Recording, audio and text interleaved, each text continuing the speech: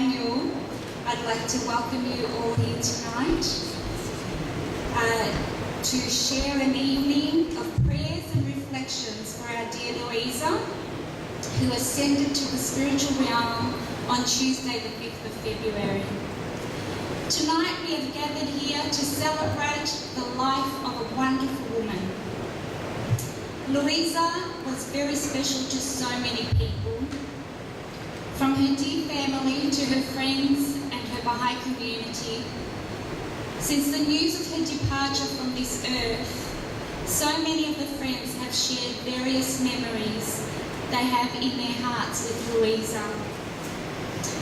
It has been truly touching to read or listen to these memories, and we will have a few friends that will share their memories later on in the program. However, I'd like to share one especially that touched my heart that came through email to the Spiritual Assembly.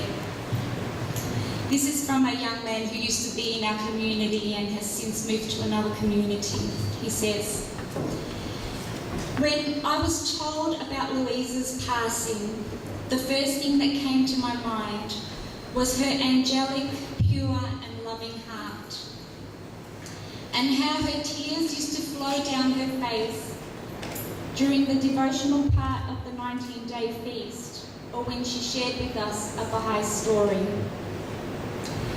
There were many such reflections that we shared amongst the friends in the Baha'i community since the news of Luisa's departure from this material world. Tonight we will start the evening with a selection of prayers and writings for the progress of our dear Luisa's soul in the spiritual world, and we'll finish the evening with dinner provided in memory of Luisa. I humbly ask you to please switch off your phones and reflect and enjoy some beautiful prayers and writings.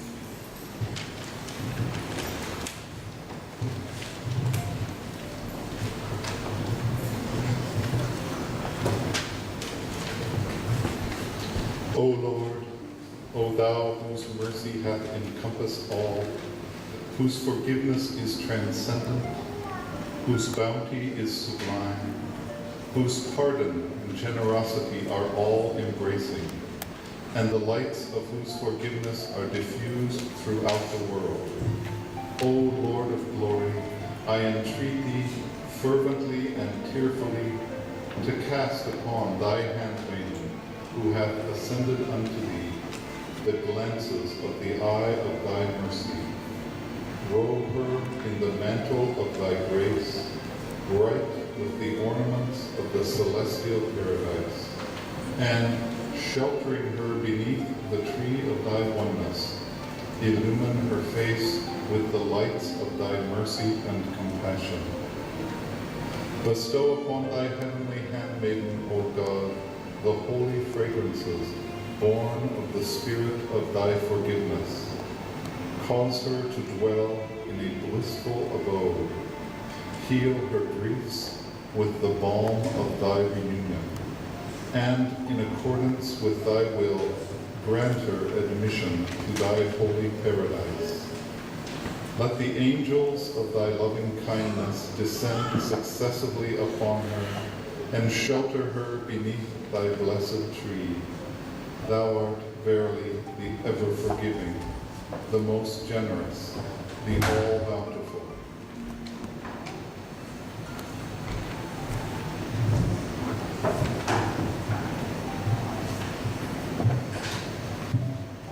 Man, the true man, is soul, not body. Though physically, man belongs to the animal kingdom, yet his soul lifts him above the rest of creation. Behold how the light of the sun illuminates the world of matter. Even so doth the divine light shed its rays in the kingdom of the soul. The soul it is which makes the human creature its celestial entity. By the power of the Holy Spirit working through this soul, man is able to perceive the divine reality of things. All great works of art and science are witnesses to this power of the Spirit. The same Spirit gives eternal life. Abdullah.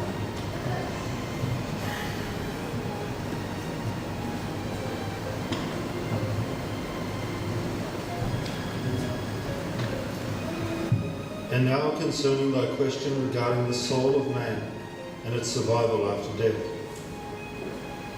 Know thou of the truth that the soul, after its separation from the body, will continue to progress until it attaineth the presence of God, in a state and condition which neither the revolution of ages and centuries, nor the changes and chances of this world can alter. It will endure as long as the kingdom of God, His sovereignty, His dominion, and power will endure. It will manifest the signs of God and His attributes, and will reveal His loving kindness and bounty. Blessed is the soul which, at the hour of its separation from the body, is sanctified from the vain imaginings of the peoples of the world. Such a soul liveth and moveth in accordance with the will of its Creator, and entereth the all-highest paradise. The maids of heaven, inmates of the loftiest mansions, will circle around it, and the prophets of God and His chosen ones will seek its companionship. With them that soul will freely converse, and will recount unto them that which it hath been made to endure in the path of God, the Lord of all worlds. If any man be told that which hath been ordained for such a soul in the worlds of God, his whole being will instantly blaze out in its great longing to attain that most exalted, that sanctified and resplendent station.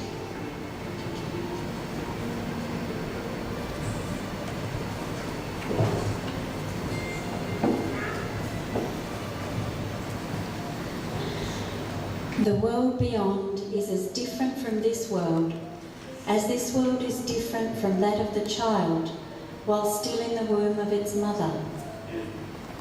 When the soul attains the presence of God, it will assume the form that best befits its immortality and is worthy of its celestial habitation. O Son of Spirit, with the joyful tidings of light I hail thee, rejoice. To the court of holiness I summon thee. Abide therein, that thou mayest live in peace forevermore.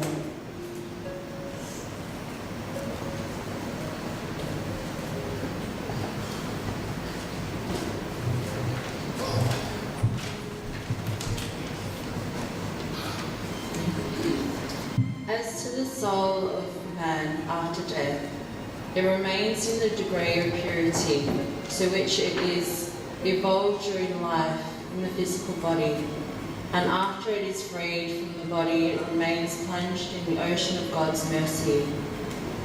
From the moment the soul leaves the body and arrives in the heavenly world, its evolution is spiritual, and that evolution is the approaching unto God. Abdullah.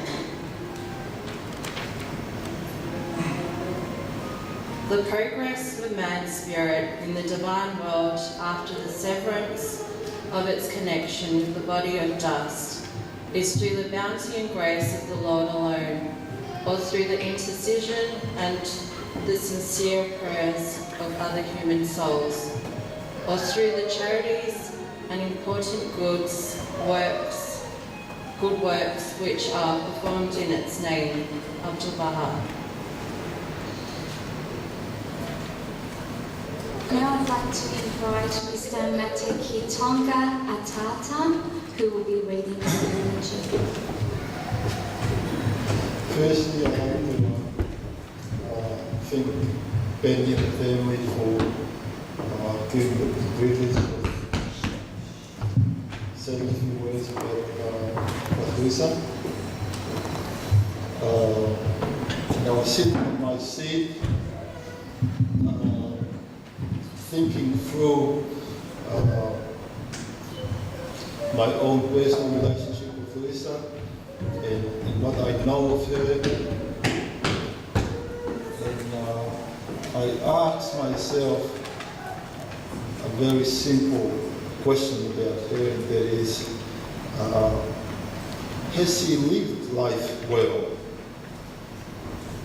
Has Luisa had a successful life?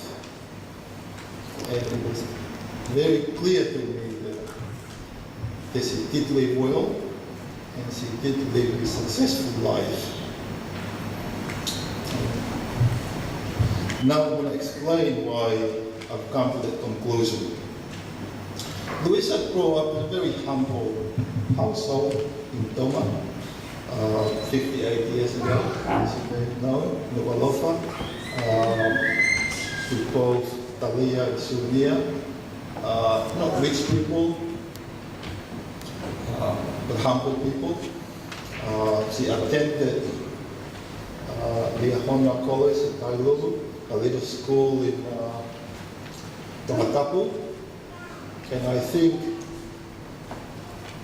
Liahona is where she got a lot of her good values, her generosity and her sense of social justice, her self-respect, her good work ethics, and a lot of those good values that stay with her all her life. Right? So I was lucky enough to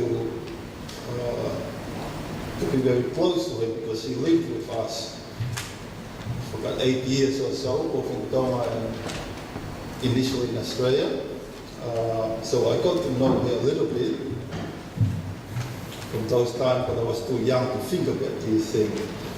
And she left New Zealand, I think, 75, 76, and married Penny. And again, they came to Australia a few years later, right? And in Australia, like I said before, from a humble economic beginning, they worked hard. They never winced about how difficult life is. They just got on with it, and they accumulated some assets. And I think from where they started, they did very well. Getting a house here, a house and some apartment in New Zealand. So from an economic point of view, they've done very, very well. They I've always known Luisa to always love kids. She really loved having kids, and she gave Penny, of course, to 7 kids. Merekolo, Talia, Michael, Buddy, Billy, Anastasia, and Isleli. And in a sense, if someone asks me what Luisa wanted to be remembered for, I think Luisa would really like it to be remembered as a person who really stand for her family. She loved her family. She loved the 16 grandkids. She was always available. Sometimes I think too much available. But nevertheless, she'll do anything for her family. Right? And I think one of her legacy is not just taking care of these children. They've grown up to be productive members of our community, working and having families of their own. But I think what's more important than just leaving kids back is that she has brought them up, instilling in them good values of good work ethic, resilience, keep trying to do your best, keep saving, behaving well towards other members of the family and towards the community in general, right? So these are the values I think that these kids have, and I'm very, very happy and privileged to be close to these kids and Penny in general. So lastly, I'd like to say that for my family, we love Luisa and Penny the kids so much, And we're very, very happy to be close to you. We're looking forward to spending a lot of time. Thank you so much for sharing your insight with Luisa and her family. It's really lovely for us who haven't known Luisa for so long to be able to connect with the years before and her journey to where she came here. Thank you, that was lovely. Okay, we have something very special coming up now. Have you guys heard of a new band called The Shining Stars? Well, I think you're really going to love them, and I think we should really welcome them up to the stage right now.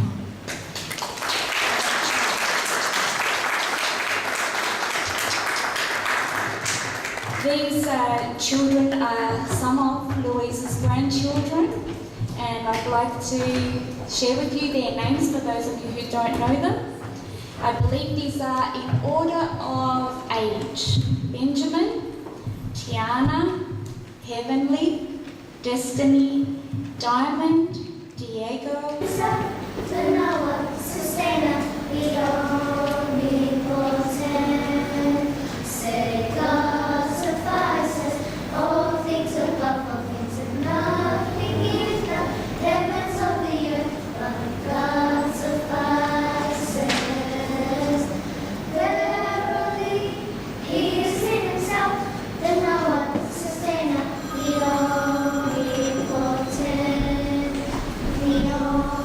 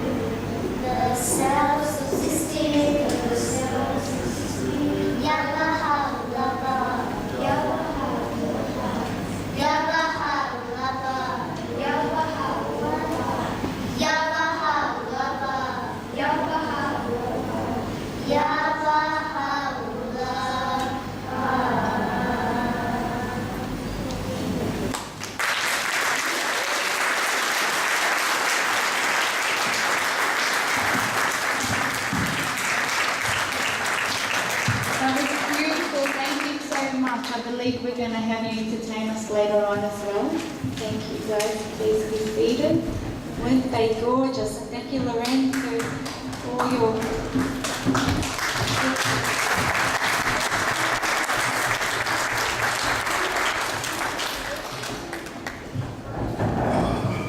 Created love for all. I will miss her hugs and her warm smile whenever we would meet. She was a mirror of love for humankind. Through her loving ways for people, regardless of their backgrounds, Luisa illustrated Baha'u'llah's principle of humanity as one family, with ease and devotion. The following are a couple of writings from Abdu'l-Baha, who is the son of Baha'u'llah, that best describe the oneness of mankind, which I felt would be nice to share to complete the description of this attribute of Luisa's. If you beheld a garden in which all the plants were the same as to form, colour and perfume, it would not seem beautiful to you at all, but rather monotonous and dull. The garden which is pleasing to the eye and which makes the heart glad is the garden in which are growing side by side flowers of every hue, form and perfume, and the joyous contrast of colour is what makes for charm and beauty. Thus should it be among the children of men. The diversity in the human family should be the cause of love and harmony, as it is in music where many different notes blend together in the making of a perfect chord. If you meet those of different race and colour from yourself, do not mistrust them and withdraw yourself into your shell of conventionality, but rather be glad and show them kindness. Think of them as different coloured roses in the beautiful garden of humanity, and rejoice to be among them. Likewise, when you meet those whose opinions differ from your own, do not turn away your face from them. All are seeking truth, and there are many roads leading thereto. Truth has many aspects, but it remains always and forever one.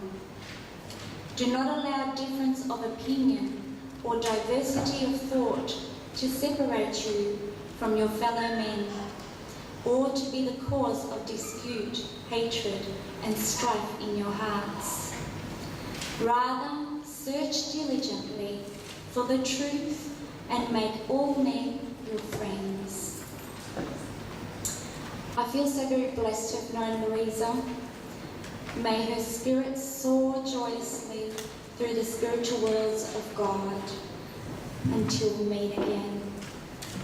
I'd now like to invite some of the members of the spiritual assembly of the Baha'is of Daniel who will share some of their thoughts and memories with Luisa.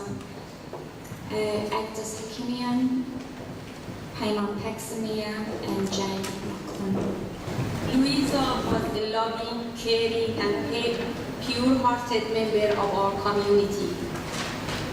I felt very close to her because of her warm nature and affectionate and unique character.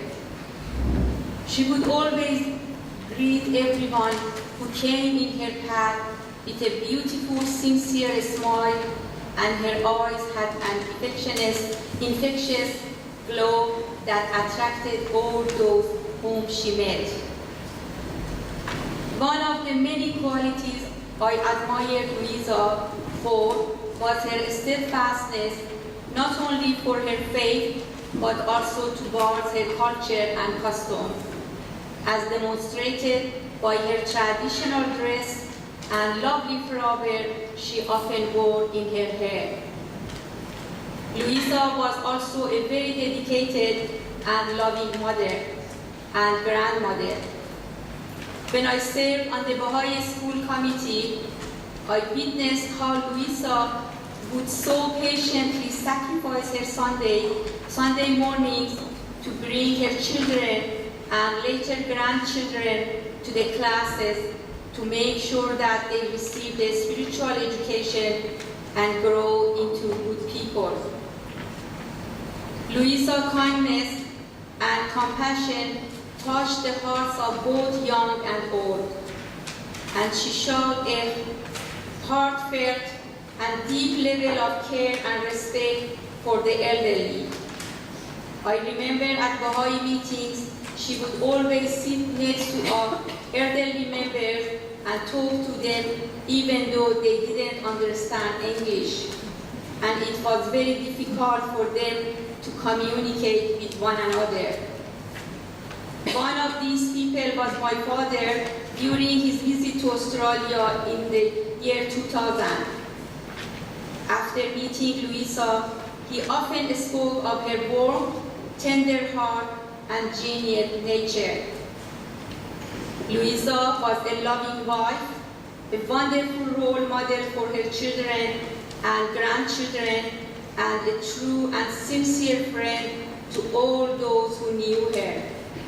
I am sure she will be deeply missed by all of us. God bless her beautiful soul.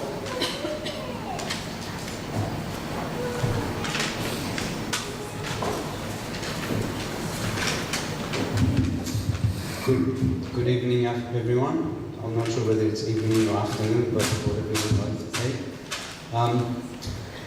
I thought I'll talk about Luisa, a few words, share it with you, my feelings actually, because I know the heart is the actual organ in our body which really has its own language and talks to us.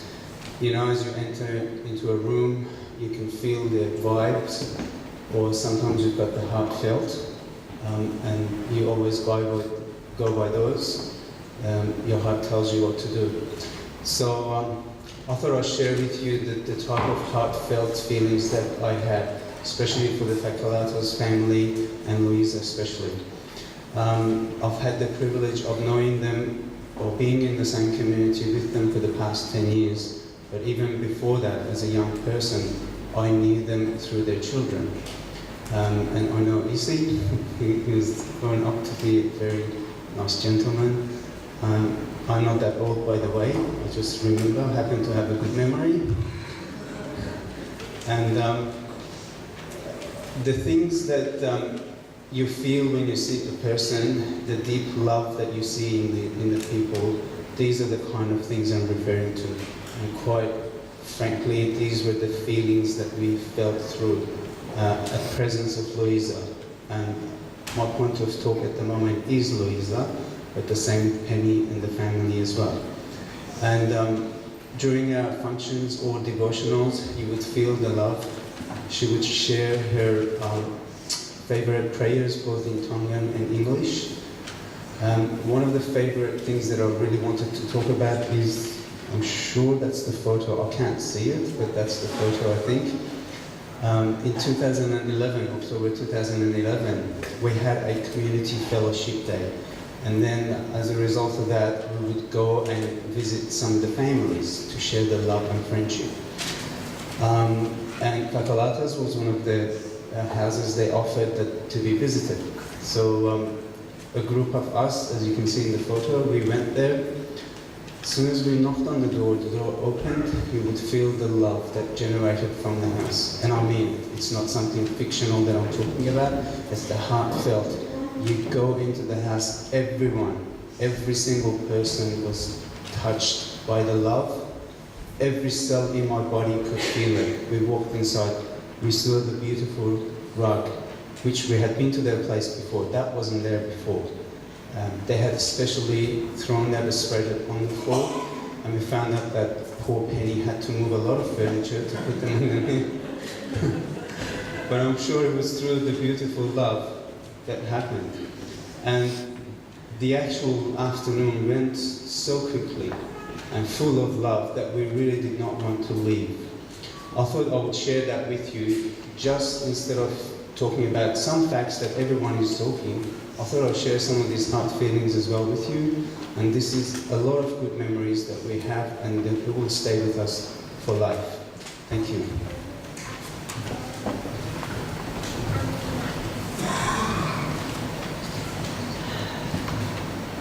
Luisa was a very valued and respected member of our Baha'i community. She consistently gave her support to our activities over many years. To me, Luisa was the embodiment of Tongan beauty and dignity. I loved to see her in our gatherings in her Tongan dresses. She was always elegant and immaculate. I was in awe of Luisa's strength in raising 7 children. I don't know how she did it. And then assisting in the care of 16 grandchildren. The love of family and loyalty to them was always uppermost in her mind. In faithfulness to her traditions and beliefs, Luisa set high standards, but nevertheless she was always loving and forgiving. In the beautiful family that she has created, Her characteristics of love, courtesy, gentleness and kindness are reflected. And in them, we can see Louisa's ongoing legacy. Louisa was courageous. It's not easy to take a step of faith which puts you in a minority within your own culture. It's even harder to remain steadfast in that decision for over 30 years. But in her Baha'i commitment, Luisa, along with her dear husband Benny, did this. This takes a special kind of courage. Like myself, Luisa was raised as a Christian. When she accepted the Baha'i faith, it didn't diminish her love for Jesus or the Bible. Far from it. Like myself, she saw in the Baha'i faith the fulfillment of the promises of Christianity that we were so often taught as children. As Baha'u'llah, prophet founder of the Baha'i faith, teaches, all the peoples of the world, of whatever race or religion, derive their inspiration from one heavenly source, from one God. In tribute to Louisa's Christian heritage, I would like to share a passage from the Holy Bible, from the book of Isaiah, that promises the coming of a new era in human history. And it shall come to pass in the last days that the mountain of the Lord's house shall be established in the top of the mountains, and shall be exalted above the hills, and all nations shall flow unto it. And many people shall go and say, Come ye, and let us go up to the mountain of the Lord. And he shall judge among the nations, and shall rebuke many people. And they shall beat their swords into plowshares, and their spears into pruning hooks. Nation shall not lift up sword against nation, neither shall they learn war any more. As described in one of the Baha'i readings earlier, Luisa is now in the company of the messengers of God, with Jesus, the Ba, Baha'u'llah and more. She is conversing with them and experiencing the eternal happiness which awaits every steadfast soul. Now we're going to have a video which is, it shows the holy shrines for the Baha'is that are in Haifa in Israel, and it's got a beautiful song called The Queen of Carmel in the background. I hope you enjoy it.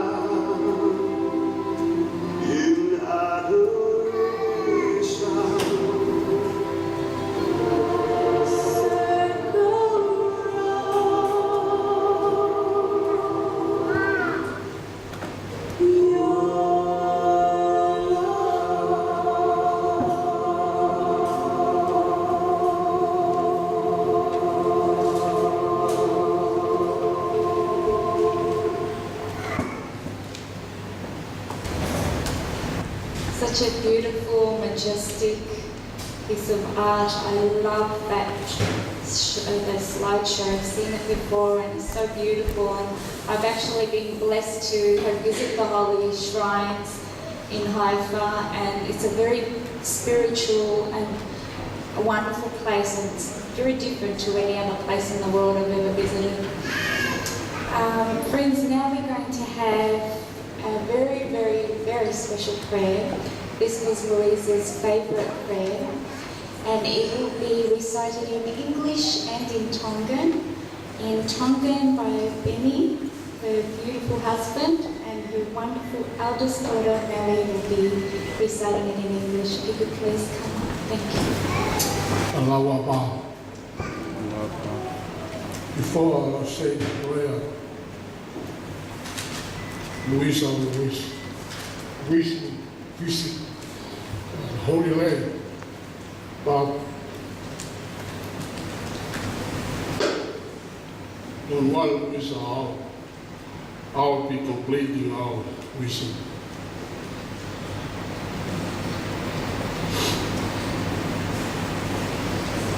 Our Lord, o whamoni e ua e whautaha o na tua ua, e ke mā te fua o ni ui ana, e taloni i tāni ki, i ngai kumuata pepe atu hono kuna. Ko kalanga i tina ni hono whafonga, o wikai ha koe o tua kehe ka koia. Koia pe whai te liha, ke mea kutoa pepe, e koe whakamooni, e enu nā te whaa ana. Koe ia pēo ni whakahā. A honu na kura mōni. E whakakororia o nu hoi mā mōni korona.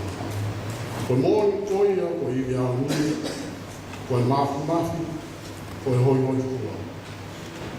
Koe ia hiri o honu mā mōngana, e enu tau tamai o eiki. E pūhiri o e ni ngā whakakupu o ki hono toku a mātawai o kure moi mōni. Ko ia o kune whakamo ui a whahenga o tangata aki e ni ngā whakaironga. Ka whakatupu ai mate ki atu ki ngā tōru aki ni hōhau. Hei tai te kea e ni ngā ngāwe e mohono māori. O tatau ki mea kutoa te.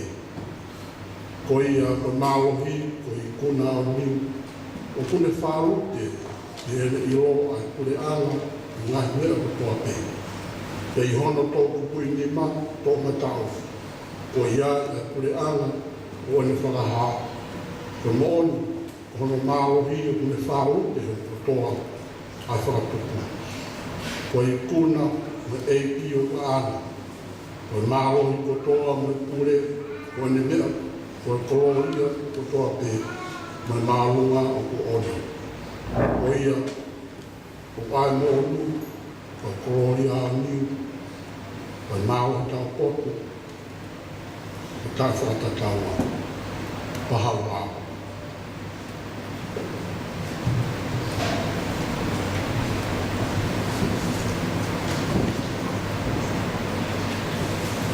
Praise be thou, O Lord my God. I bear witness that from eternity thou wert exalted in thy transcendent majesty and might, and wilt to eternity abide in thy surpassing power and glory. None in the kingdoms of earth and heaven can frustrate thy purpose. None throughout the realms of revelation and of creation can prevail against thee. At thy command thou doest what thou willest, and by the power of thy sovereignty thou rulest as thou pleasest. I implore thee, O thou who causest the dawn to appear, by thy lamp which thou didst light with the fire of thy love before all that are in heaven and on earth, and whose flame thou feedest with the fuel of thy wisdom in the kingdom of thy creation, to make me to be of those who have sold in thine atmosphere and surrendered their will to thy decree. I am all wretchedness, O my Lord, and thou art the most powerful, the Almighty. Have pity upon me by thy grace and bountiful favour, and graciously aid me to serve thee and them that are dear to thee. Potent art thou to do as thou willest. No God is there but thee, the God of strength, the God of glory and wisdom. Baha'u'llah.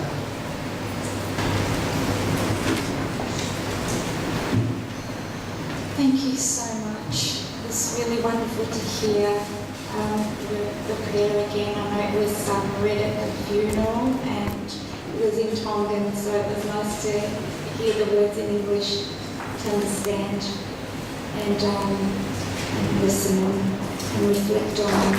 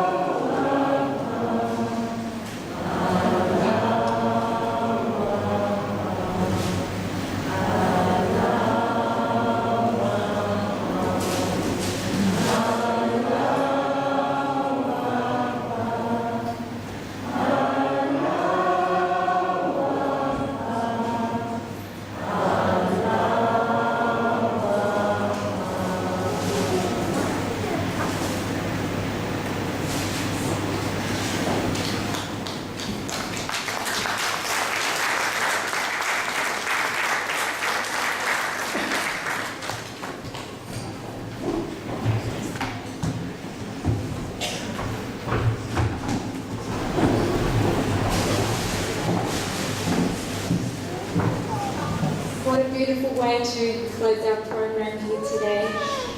Friends, just a little reflection on the writings and the prayers that we shared today, and a reminder, I think, to all of us.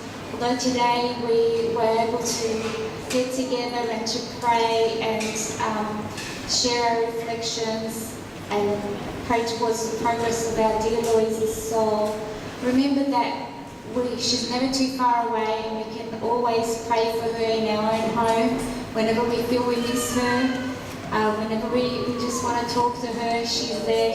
Baha'u'llah tells us in his writings that the spirits of our loved ones who have passed on are not too far away, so we can always speak to them in our prayers, and they will always pray for us. So when we're going through our hard times, know that our beautiful Luisa is there for us, and she will be praying for us as well.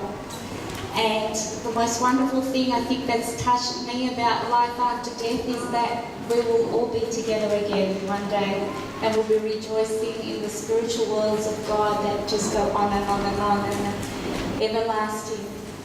So with those closing remarks, I'd like to invite you all to a wonderful dinner that's being prepared by many of our dear community tonight. Please enjoy and mingle, and I hope to be able to have a little personal chat with many of you tonight, if not all. Thank you.